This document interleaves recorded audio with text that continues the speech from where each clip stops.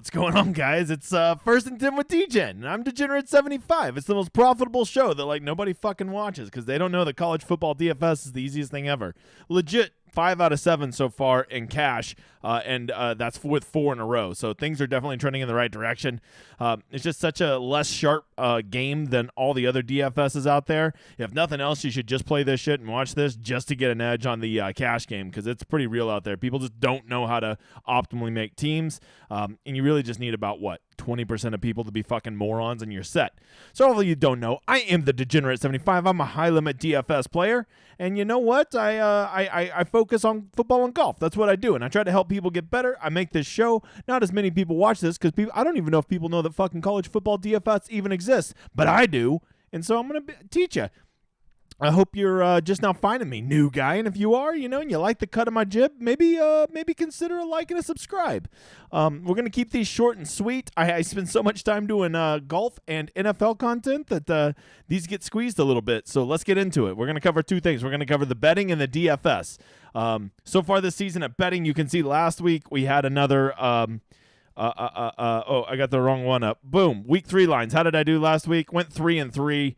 So that puts me up to 13-13 on the season, which doesn't sound great, but my Stone Cold game, my favorite game each week, has hit. So, I take that back. The Alabama against Texas definitely did not hit. So I'm 3-1 in that game now, right? So whenever you got your heaviest game and you're hitting those at 75%, you can still be up even when you're 13-13 on the season. So let's talk about some games for tomorrow. I don't really love the lines tomorrow. There's no game that I'm even going to put. I would probably say Florida is my favorite bet. If I had to bet one, that's probably my favorite tomorrow. I just think Tennessee, people are getting a little ahead of their skis on them, that like they're some dominant team or something like that, and I think that Florida can keep this within one possession. It kind of goes down to the end, and with that, I'll take Florida. If you're going to give me 10.5, get the fuck out of here, 10.5, okay? It's Tennessee. It's Josh Heupel. He's not a great coach. Other games I like, why would you bet Auburn after they just got beat up, got their brains beat in by Penn State last week? But I'm telling you, man, Missouri's a special kind of suck. Like, they're real, real bad. So I'm just betting that Auburn probably has a few more horses. So give me Auburn to cover 7 at home against Missouri. Wake Forest, this one's like upset alert, and I would personally love if Wake Forest beat Clemson. You take that, Kobe. And I just don't think it's going to happen. I don't think Wake Forest, I think if you took the 20 best players in this game, like legit 19 of them play for Clemson. Because of that, I'll eat the 7.5. I think they're going to whoop them. They're just too strong on both lines. Give me that. Maryland is the ultimate, plays good against like crap teams, but when they play real teams, they get into trouble real quick. And Michigan has shown a real ability to beat the hell out of people this year. So I think Michigan is going to cover 17. I feel pretty good about that one also. And then this one just reeks to hell. Minnesota's looked so good this year. Michigan State is coming off the really disappointing game, but they're at home. I just can't believe Mel Tucker's going to have a shitty team. So I just think Penn State covers that. And then the last one, because I typically do 6 or 7 games every week, I think OU is legit. I know that this is a bad spot for them coming off the big win. K-State coming off of the devastating loss to Tulane. But I'm telling you, man, they got some players. They can play some defense, and their offense is still very good. Because of that, I see them covering 13. I actually got the line at a better number than that, but that's what the line is right now, so that's why I put it on there. That's what I'll be betting. We'll track it. Hey, you don't go bet all my bets and then say, hey, you didn't win. Well, I mean, I'm up this year, so if you literally just followed all my bets, then you would be up a little bit. If you're betting the heavy games, your favorite games heavier than the rest of them. And tomorrow the game I will definitely be betting the heaviest is the Florida game. Don't forget, go like and subscribe. Trying to grow the channel. We're almost to 1,500. Help the big guy get there, you motherfather. Okay, don't be a donkey dick. Help me get there. All right, let's talk about some DFS plays for tomorrow. Right. Which, by the way, if you're wondering, hey, what the hell is that? Well, that's like the color-coded one, right, that I send out to all of the members of my Discord. I color code it. I tell them who's a good cash play, who's a good GPP play, who's some high upside guys that could be sneaky, what their ownership's going to be, low owned, high owned, games to target, sneaky games to target if you want to try to stack a game in a GPP. I got it all here. I even put all their targets and how many plays they're on the field. I put everything. So, this shit is really overwhelming to go try to do this and find all these stats. So I just do it for those motherfathers. If you're interested in that, go check out my Patreon. There's like almost, we're pushing to 300 real strong. So come check it out. We'll get there, and you get all this just for being a part of the Discord, which is connected through the Patreon. So if that interests you, come join it. Oh yeah, not to mention we're 5-2 at cash game. So we'll just keep that going. So let's get going. Let's talk about the slate for mañana. That means tomorrow, you ignorant a-hole. All right, games tomorrow. So if you don't know, new guy, things you need to know is like the things that you really want to focus on are two things in college football. You want to focus on games with high overall totals, which I think, even like a dude with an 80 IQ understands that concept. But what a lot of people fail to realize is they'll see a high total, but they won't take into account the competitive nature of the game, right? If you have a 68-point total, but one team's a 28-point favorite, well, that's not great because, they're probably not going to get pushed for all 4 quarters, and they're going to let their foot off the gas in the third quarter, and you're not going to get all those points that you need. So the ideal games are games that are high scoring that are going to push for 4 quarters, preferably on teams that have very concentrated usage, right? Like we know who's going to get the points from those teams. And so those are things we're going to be targeting, right? Let's just talk about some games. This Missouri-Auburn, I think both these teams really suck. I don't love a lot of the fantasy options in this game, but Auburn at home, probably in a script that leads by them being ahead. Tank Bigsby is a legit back. You'd have to consider him probably as a good starting point. You could play the narrative that these teams both fucking suck, and when both teams suck, maybe it just accidentally turns into a shootout, right? And Cook at 5,700 passes the ball a shit ton. And, he has his 2 wide receivers he throws it to most of the time, and Lovett and Burton. So if you want to play like a really sneaky game stack, I guess you could play this, but I just think there's better points to get it in. If I'm playing this game, I'm probably just playing a one-off at Bigsby. Moving over here, this is the kind of game we want to see, right? 2 teams that are traditionally not very good in Duke and Kansas. Well, they are at college basketball. And they both have high totals. 29 and 36 is the totals for these teams, right? And it's only a 7-point spread. So it's very good chance this game blows up. And if it blows up, you want to have a lot of pieces in this. And the best part is everybody in this game is very fairly priced. There's not those $9,000 guys or anything like that, right? The quarterback from KU, Daniels, is very good. He does it with his legs. He does it with his arms. He also tends to pass it to Arnold and Grimm most of the time. They're eating up most of his usage. Leonard from Duke is a sneaky play, and he has his 2 receivers that tend to gobble up all his targets. And if you want to, kind of get a part of this game but be different, check out the 2 running backs. That's what I would tell you to do there. Another really sexy game is this TCU-SMU game. This Degen guy, I have a feeling he's going to be pretty chalky because 7,100 is just a misprice on a guy that's quarterbacking a team that passes a lot with a 36-point total. And because of that, you got to be a little aware if you want to stack him. But, man, you can run Degen and you can run Johnston because that's like his target monster. And then you have plenty of options to run it back. This Rice guy legit is averaging like over 14 targets a game. It's insane. So, if you're going to play Rice, you might as well play Mordecai because you got to imagine most of the time that Rice gets there, Mordecai is going to get there. So this is another great game to stack. Problem is, the difference between stacking the Duke-Kansas game and stacking the TCU-SMU game, it's simple. The players are a lot more expensive in this game, right? So if you're stacking Mordecai Rice on one side, Johnston Duggan on the other, you're going to run out of money real quick, which is not as much of an issue in the KU Duke thing, right?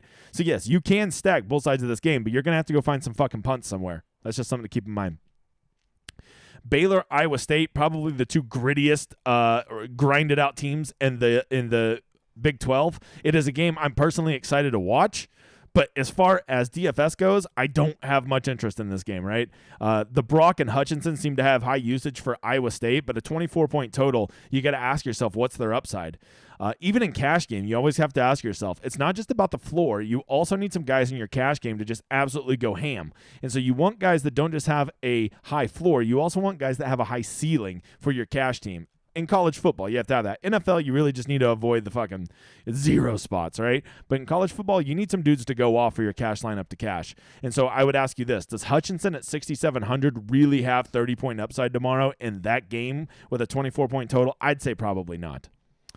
Clemson, Wake Forest. Wake Forest is a big-time offense that puts up a lot of points. Problem is, most of their guys are still priced because of how they normally produce, but they're playing Clemson, who legit has one of the 3 best defenses in the country. DJ Alugaye, well, however you say his name. I just call him DJU. I refuse to even spell it. If I can't say it, I'm not going to spell it. So we have him at 6,300. That is a pretty low price for a guy that's the quarterback of a team that does 31. But I'm telling you, that guy is like one bad drive away from getting his ass replaced. So I'm going to probably stay away from that, but I could see a game where he scores 40. So if you want to go with some crazy stack, you run out DJU, Collins, Nada, run it back with one of these Wake guys, because the only way he has a big game is if Wake's pushing him. But what are the chances that Wake's going to go put 31 on Clemson's defense? I don't think it's likely. Tagovailoa, who is a fantasy monster when he's playing scrubs. Let me just go ahead and tell you, Michigan has a very legit defense. They're not going to give up a lot of points to Maryland. Maryland only has a 24-point total, which I don't love.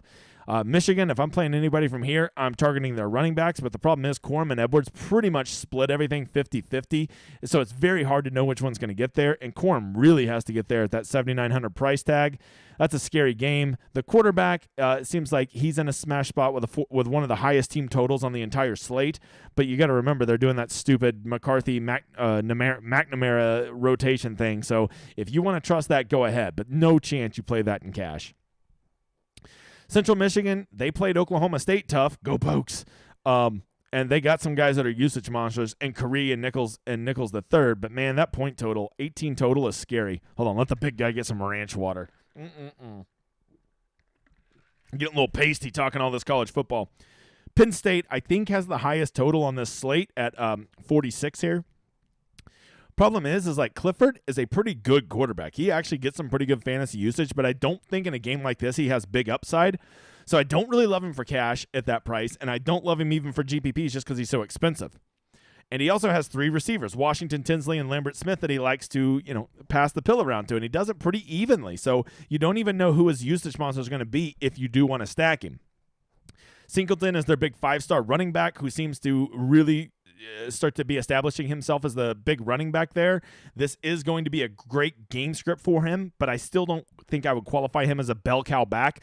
Because of that, you have to be a little reluctant, but he does have a 200-yard, 2-touchdown game in him if they don't pull him too early. That's what I'd be worried about. This is probably my favorite game tomorrow. I feel like this is a very sneaky shootout game that no one's really going to be on. Florida and Tennessee. I feel very comfortable stacking both sides of this game. I think that both of these offenses have quarterbacks that are good, and when you have a good quarterback in a game that could shoot out and they're going back and forth against each other, those are the kind of games you want to be in. Furthermore, I feel like both of these quarterbacks are underpriced for what they offer both through the air and with their arms, and they both have, especially Richardson in particular, has very affordable, stackable options at receiver, right? You're just going to have to find the right one. I will say I probably would not run 2 Richardson pass catchers out there. I don't know if he can get 2 guys there. Maybe he can because they're cheap. Hooker, on the other hand, I could see him getting 2 guys there. Texas Tech. This is a big total game. It's a Big 12 game. Like Quinn Ewers coming off the injury, you got to be aware of that. But Worthy and Whittingham basically never leave the field for Texas. So if you want a Texas receiver, you can't go wrong with either of those 2. Bijan Robinson should be a fucking lock in your lineups this week. I just can't imagine a world where he doesn't smash in this game.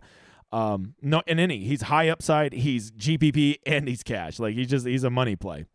Texas Tech, to me, is the most appealing team, like the most appealing sneaky team on this entire slate. Texas Tech just notoriously loves to pass the ball. They love to play fast. They have a quarterback, Donovan Smith, who's shown that he's competent, and they have some receivers. The problem is none of their receivers are usage monsters, but all of them are fairly priced, right? We're talking guys that get, anywhere from 6 to 9 targets a game, and they're priced more like they get like 2 targets a game. So if Tech does go off and this game does shoot out, this is a very, very sneaky game. Run a Smith stack with a couple of his receivers, run it back with Robinson and Worthy or whoever you like, and this is a game that nobody will be game stacking that could legit be 49-45. There you go. This Notre Dame, North Carolina game, I have a hard time believing North Carolina is going to score 29 points. I still can't believe they're favored over Notre Dame. Notre Dame's offense is pretty bad. It's pretty bad. It's not good. They have Michael Mayer, the awesome tight end, but they're just not very good. The Pine at quarterback, we saw the video of Tommy Rees saying, "Figure it the fuck out," or "Do your fucking job," whatever he said. Either way, let's just say he said both because that's cooler, Bob. I don't think this game, I feel like I don't like it. I just don't like it. I don't know. I can't believe the total's 55. I don't bet over unders much, but if I did, I would definitely bet the under here. If you think this game is going to shoot out, well, then the good news for you, brother, is there's a lot of cheap pieces, and you can get into this game very cheaply. But if you want to, let's make a bet. These two games right here, the Tech and Texas game and Notre Dame, North Carolina, both have very similar totals. I'll take this one. You take that one. Let's see how it works out for you, dude. So, anyways, you play that if you want. Here's one of those Big Ten slog games. No thank you. Minnesota and MSU. Ibrahim's a fucking animal at 9,600.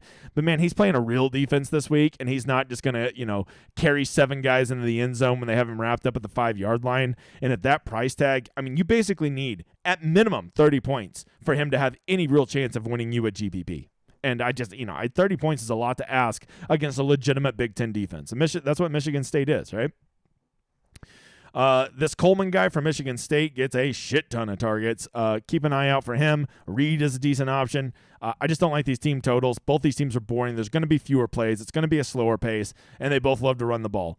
Maybe Berger would probably be the play for me. If I had to play somebody from this game, give me a one-off Daniel Berger. I don't think his name's Daniel. Sorry. For all you guys that don't play PGA, you don't even know who the fuck Daniel Berger is. All right, Indiana. So if you don't know, Indiana is one of the fastest teams in the country, which would normally be really appealing, right? Basil at 6,000. Camper, who just gets like fucking legit 14 targets a game. It's crazy. Shivers, who is their bell cow back. But man, with their team total not even being 21, it's really hard to play that. Cincinnati has shown that they have a pretty solid defense this year, but I don't really trust their offense that much. This game seems like it should be good, but I just don't know if it is. Maybe it is, and you could get sneaky with this one. I will tell you, IU is Indiana, you dumbass, does like to push the pace, and so like you got to be aware of that, and this game does have potential. If IU can get out there and run and gun, maybe that presses Cincinnati to really do it. If I had to pick one piece from this game, I'm probably taking McClellan because Cincinnati is in a game script that's going to benefit their running back. One last drink. Ranch water. You don't know about it. You don't know about my brand, brother.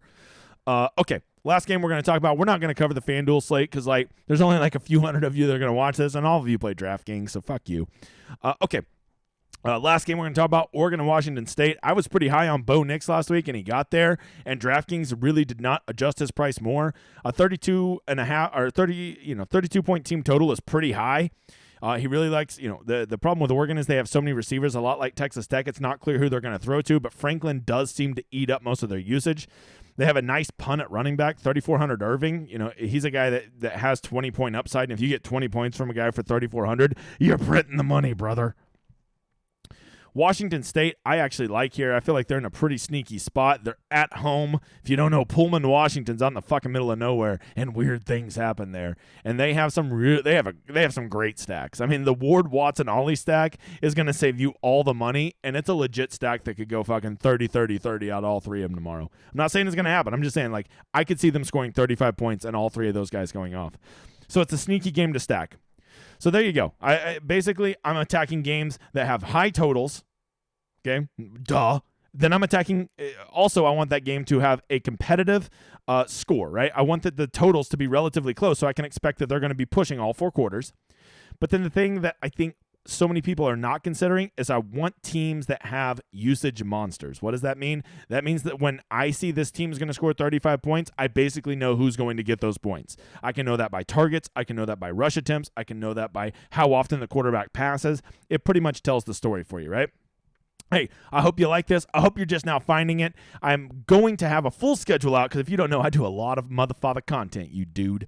And you need to come check it out. I do a lot of NFL Showdown. I do the Showdown Hoedown for golf and football. Do week-long NFL, week-long PGA. If you don't know, I'm pretty sharp at this shit. I've basically been doing it for a living for 5 years, and my goal is to help you get better. So if you like the cut of my jib, please go like and subscribe. And if you really, really like the cut of my jib, or you just want to fucking cash at college football, come check out the Discord. It's almost to 300. Help the man get there. I hope you guys have enjoyed this show. I hope you kick some ass tomorrow, and I hope you enjoy my outro.